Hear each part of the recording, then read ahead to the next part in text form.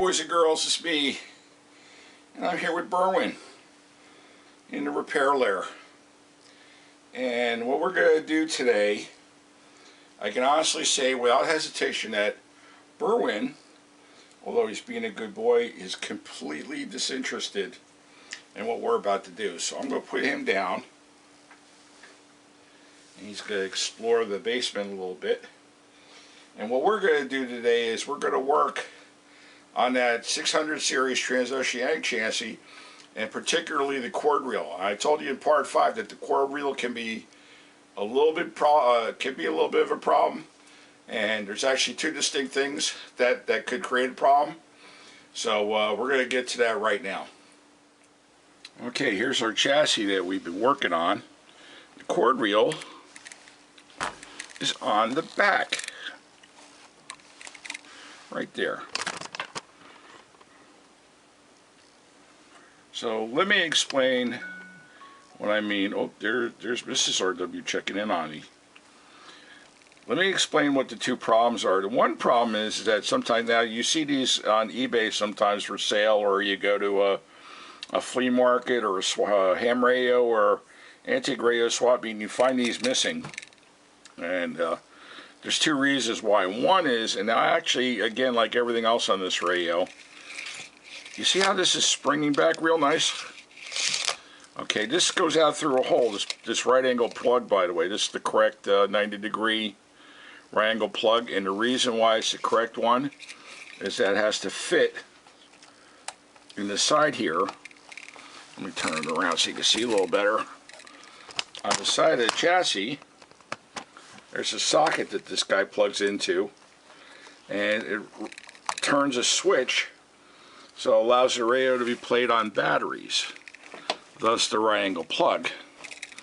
Now on the H500 and the G500, and I think even on the 7G or the 8G, it has a conventional plug. It doesn't really matter.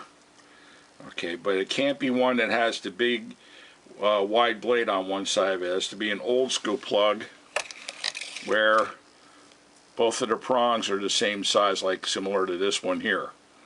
Okay, and you can see how that's going in real nice. Well, there's a way you could actually tighten these up, but I'll show you how to do that in a minute.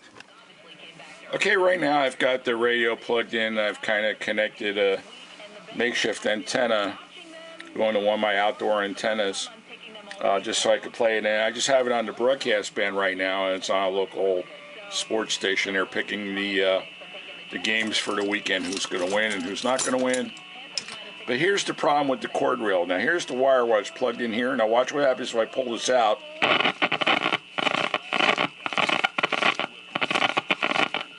Okay, do you hear that static?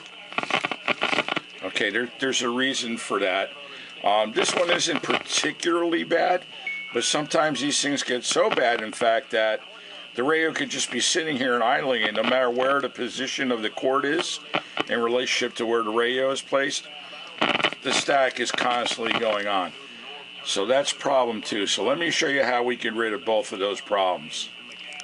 This radio, for some reason, had the sticker missing, and you could actually see there's actually a little bit of an imprint on the chassis, but I have some spares. And usually that sticker is in place glued to the chassis, and it says to replace the 50A1 tube, you have to remove the two red screws, which are, let me get my finger out of here, here, and here.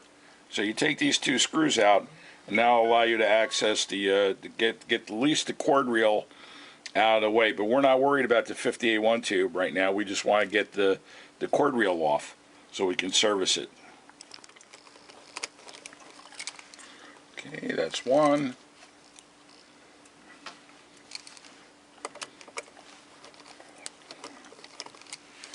Okay, that's two. Now the cord reel isn't going to come completely off because there's still some wires that are going to hold things in place, and that's it right there. Okay, so there's your cord reel.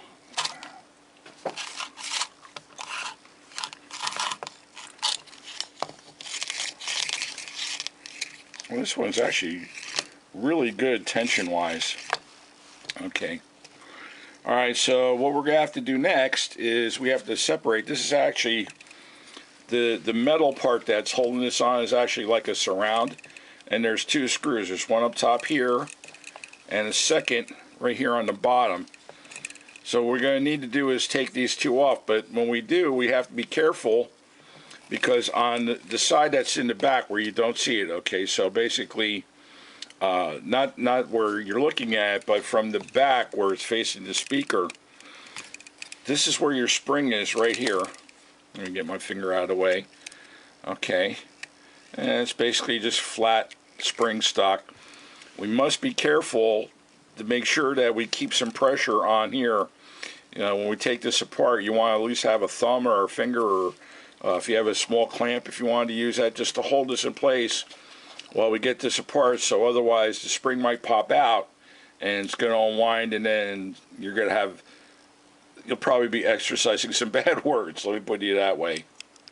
Okay, I've taken a clamp and just put just enough compression in there to hold the inner spot down, so when I take this off it doesn't come apart. So well, let's see how it's going to work out. Just a quick reminder too that these are plastic parts, so when you go to clamp this down you do not want to use a lot of force. Matter of fact, you're going to be using, probably for lack of a better description, I'm going to call it minimalist force, so that it's just there just to hold it together to keep from popping out. So just keep that in mind. Okay, I'll get my nut driver on here. Okay, that's the bottom nut. I'll just leave this on the chassis. And I'll take the top one off.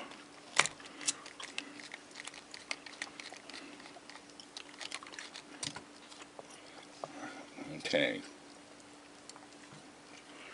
Now, you gotta be very careful when you separate this.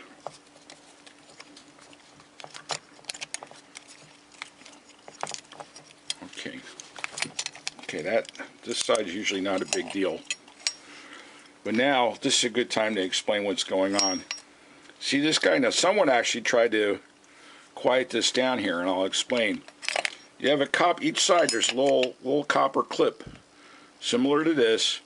It rides on this piece here, so that as the reel is turning, the reel has to make contact to here, because electrically on the cord reel, it's connecting here from the inside here.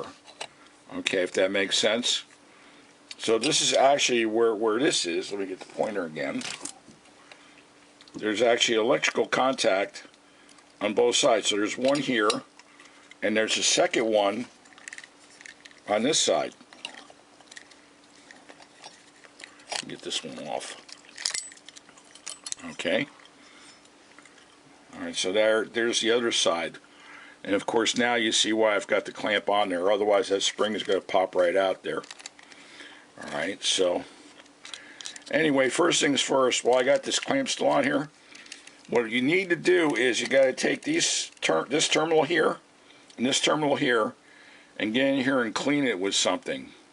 Okay, and then you have to do the same thing with the corresponding copper contacts on either side of the clamp. So let's see. Let's go ahead and do that. For cleaning these, I'm going to use a cotton swab. And you can use any kind of metal polish of your choice. In this case, I'm just going to use some others. If you have MAS, M-A-A-S, that's another good polish. Any kind of polish that's good for metal. And what I want to do is clean this and just take off the tarnish. Years and years and years and years of buildup. I'm just holding the copper clamp onto the swab part, and it's pulling up some dirt.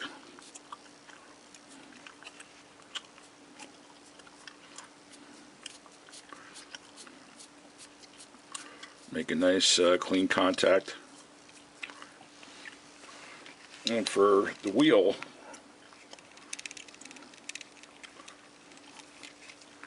try doing the same thing in here. Now to do the pin a little bit harder, what you gotta do is take a piece of, I'm using basically what they call shop towels, or you can get a Kim towel or whatever, and put some polish on it. And I use a small screwdriver similar to this one, and I just kind of spin this guy around a little bit.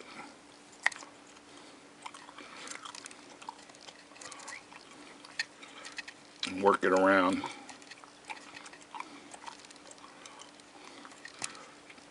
It's kind of a pain in the neck, but you want to be able to make a good contact, and this is the only way I know how to do it, because there's just not a big area in there. I suppose you could probably, if you had a Dremel with a small bit that with a polishing tip on there that could get in there, could probably use that.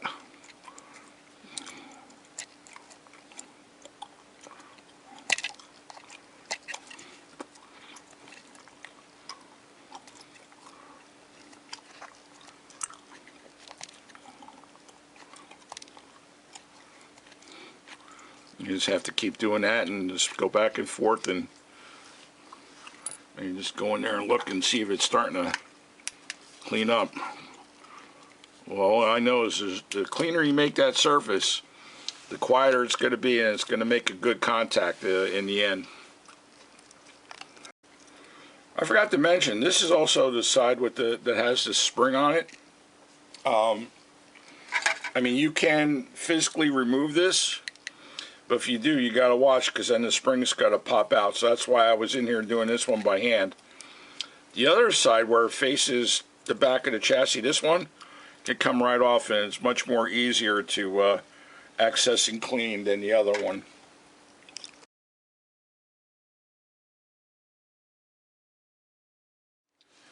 Okay, so now we're cleaning. I've already cleaned both pins on both sides. So this is the front, and this is obviously the back with the spring side. So here's how you want to adjust the spring tension on here. I'm going to keep my hand on here, because if I let go of this thing, it's going to pop loose. So I'm going to take the clamp off. Now the clamp is off.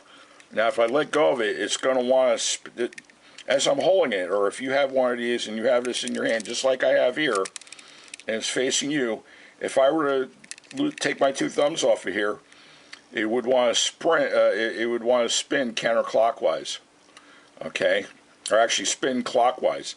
To increase the tension, what you want to do is turn the wheel like this, and I do it in increments of one turn at a time, because you see how these flats here, this is where the wire goes through, and then there's a knurl here.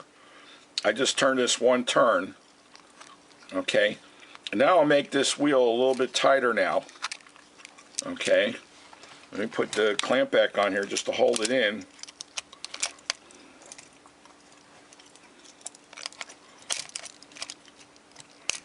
Okay.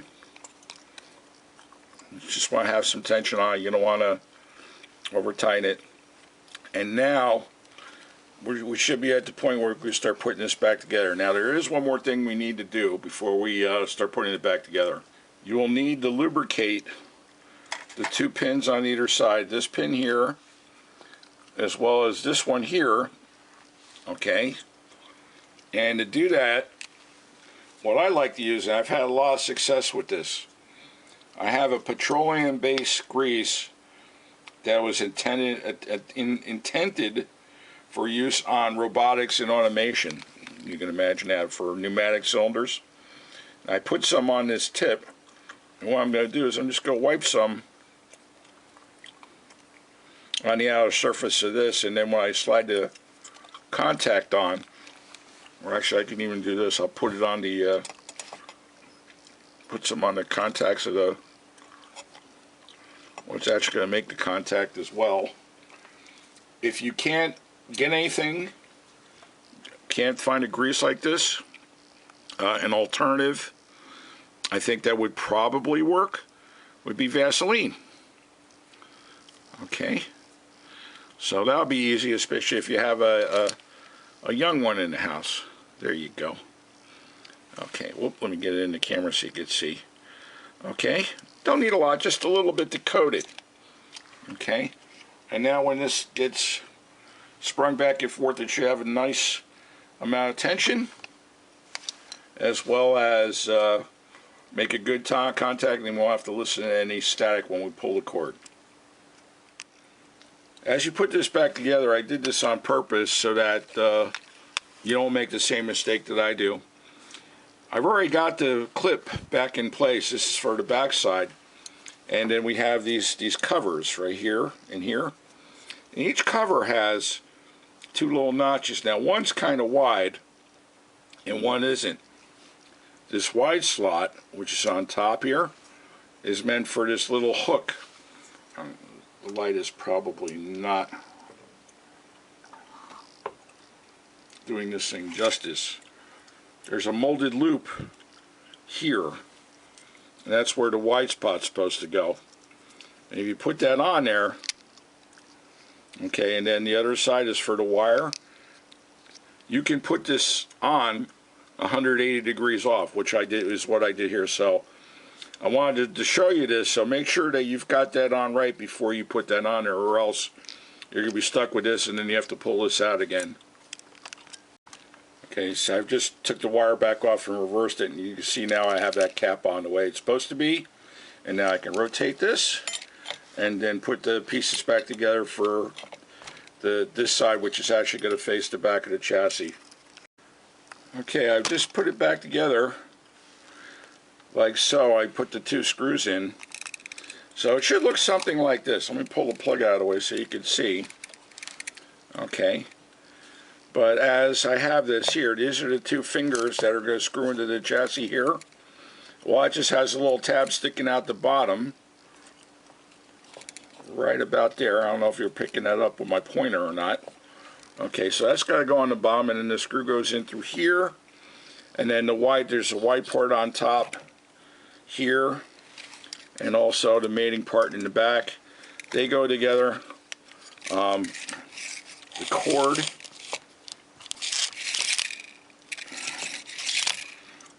has a little more spring to it. It feels smoother. It's just we cleaned and lubricated that. And then the last thing you want to do is just take the two wires and just put them through these little guides here, like so. Alright, now we can set it in place, and we can put our two red screws on there and then try it out. Really, it pulls in really nice now. Okay, so now let's plug it in and see if that static that we were getting before is quieted down.